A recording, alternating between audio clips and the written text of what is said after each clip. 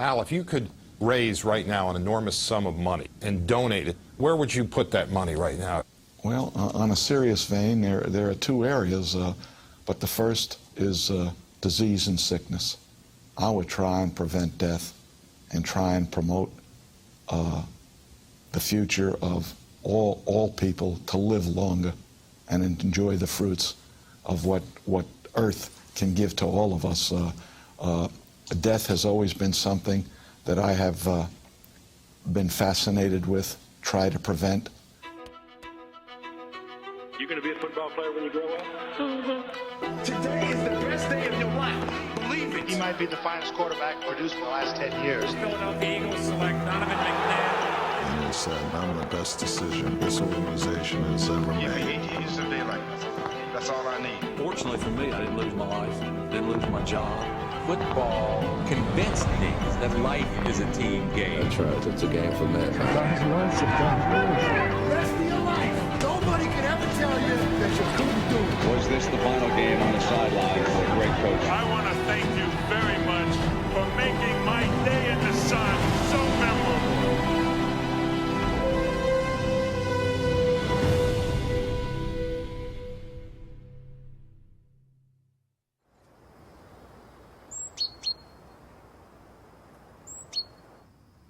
Al Davis, born 1929, died 2011.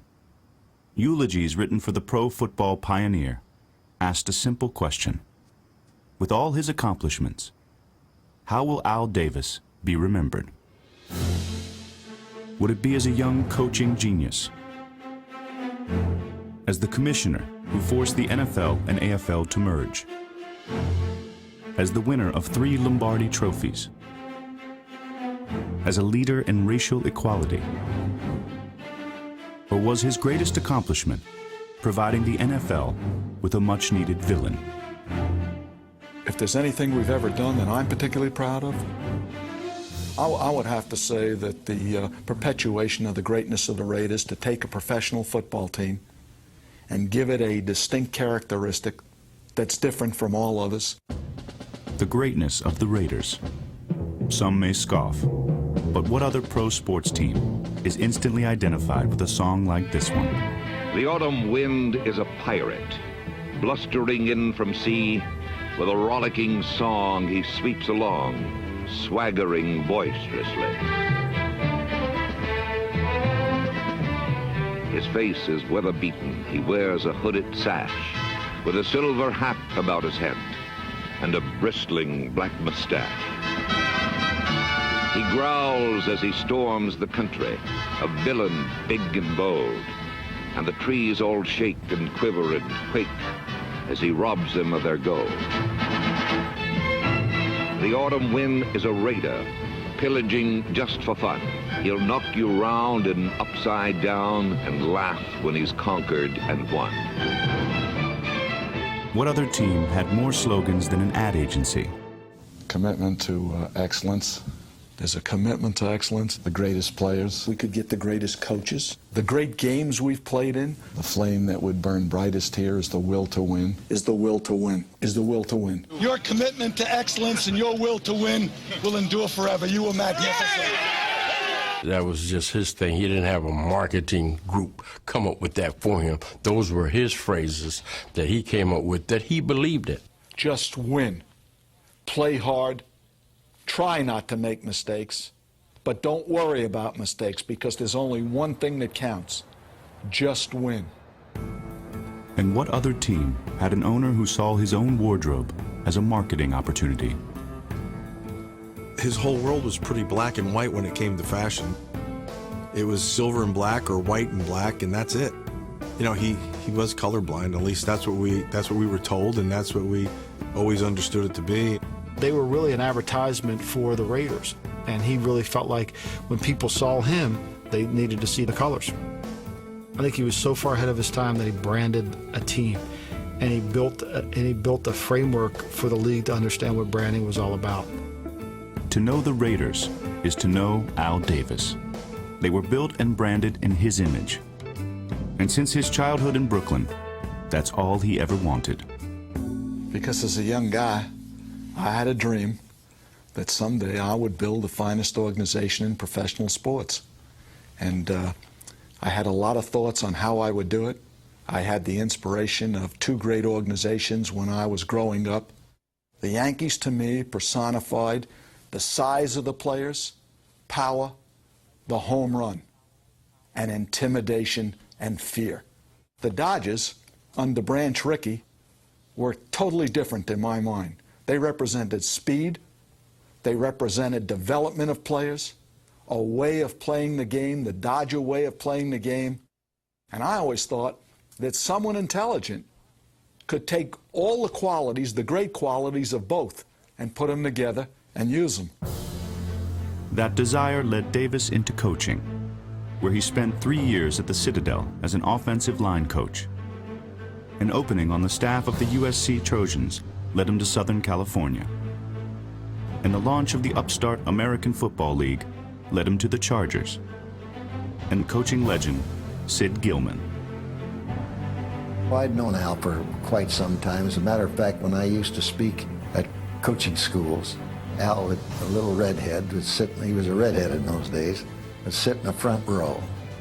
At the end of the lecture, Al Davis would be the first one up to talk to me. And Al was looking for a job. I thought this would be a splendid guy for the staff.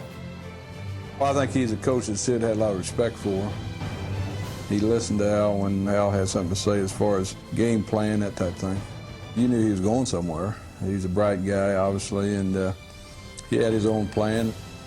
3 successful seasons as the Chargers receivers coach would soon lead Al Davis, at age 32, to become the youngest man ever named head coach and general manager of a professional football team. Still to come, when did Al Davis first wage war against the NFL? Generals win the war, but the politicos, the politicians, make the peace.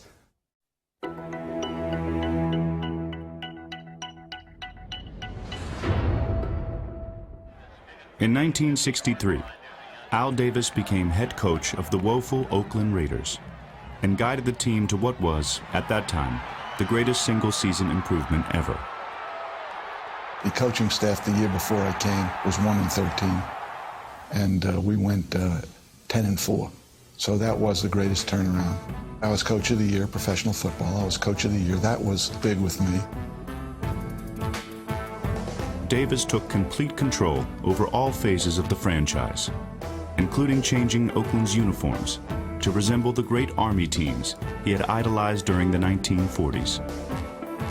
The precision of the Black Knights of the Hudson, their quickness, the explosion with Blanchard and Davis has always left an indelible impression on me. Davis also altered the team's culture with ideals that would become permanent Raider beliefs. I had had the advantage to be with Sid Gilman in San Diego, but I had certain philosophies of my own that had to become part of whatever I was to do. And that was, number one, what I call the vertical game. We were going to stretch the field vertically. When we came out of the huddle, we weren't looking for first downs. We didn't want to move the chains. We wanted touchdowns. We wanted the big play, the quick strike. It's number one to say you want to do that. It's number two to say that you have the players to do it, but it's number three to do it. To do it on first down of any football game for that defense that you're playing against.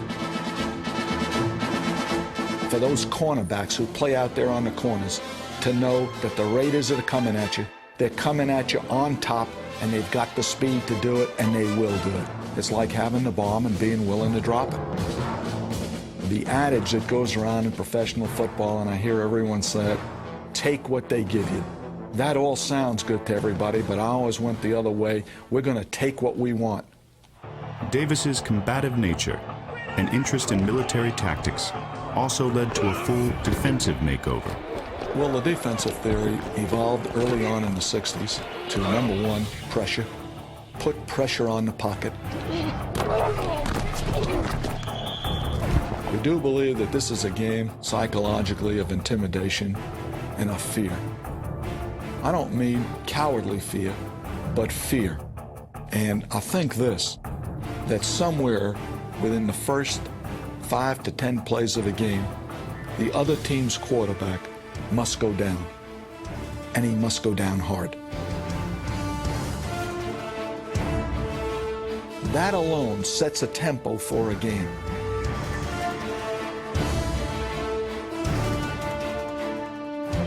And diversification of defense and the utilization of your corners in a bump and run principle. We used to call it the press.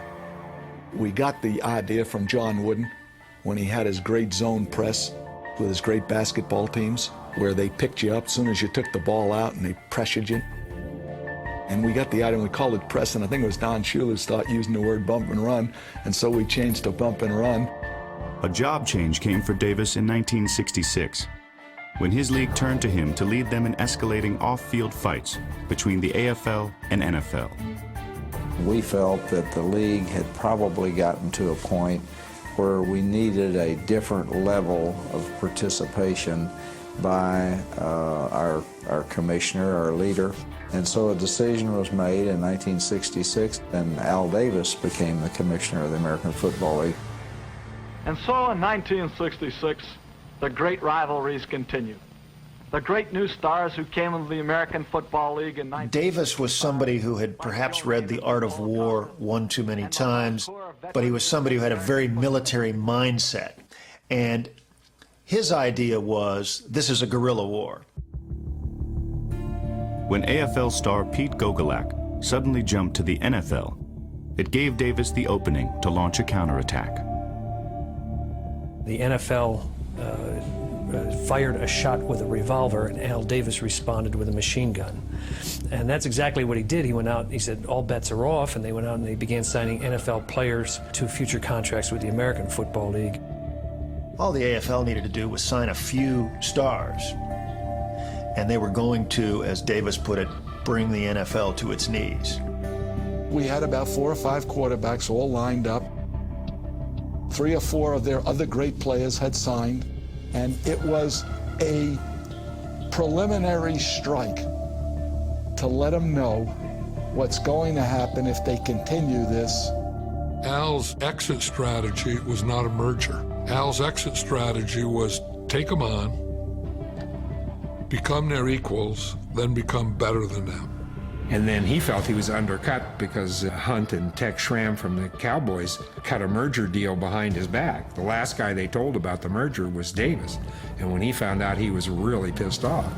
He said there's no reason we had to settle for any of the things we did. We had him whipped.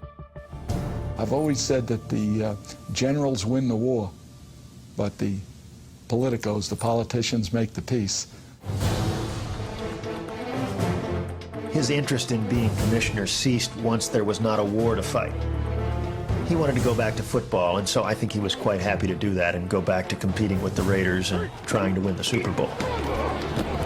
After Davis returned to the front office, Oakland dominated, posting the most wins during the final 3 years of the AFL's existence.